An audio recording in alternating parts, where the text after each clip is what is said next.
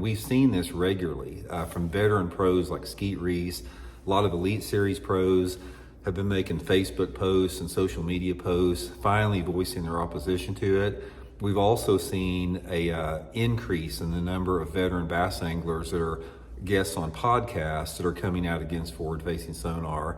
And most of them are pretty cautious about it. You know, they're not like me where I'm just going to tell you the truth. I'm not going to sugarcoat it, because forward-facing sonar is the worst thing that ever happened to the sport. They're a little bit more diplomatic about it, but they are coming to the forefront because they see the writing on the wall.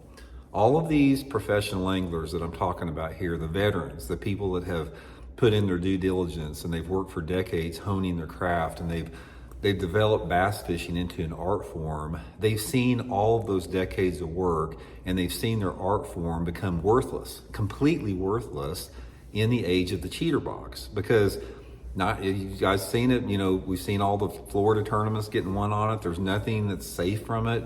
99% of the tournaments across the country, I don't care what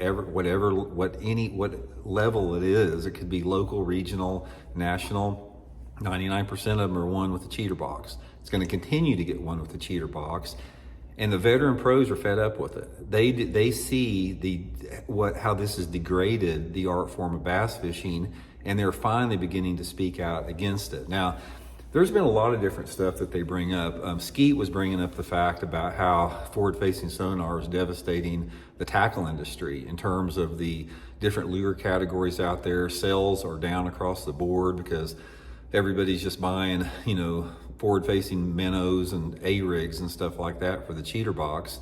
That's one application with it. And then they talk about the viewerships being down on any tournament where the cheater box is the primary feature on the show. And the thing about that, guys, I don't care if it's Bassmaster or an MLF, if anybody is catching a fish without using the cheater box, they always give it extra attention because it's so rare to see that. So they try to throw a bone out and create this illusion that people actually do something besides that, which is not really the case.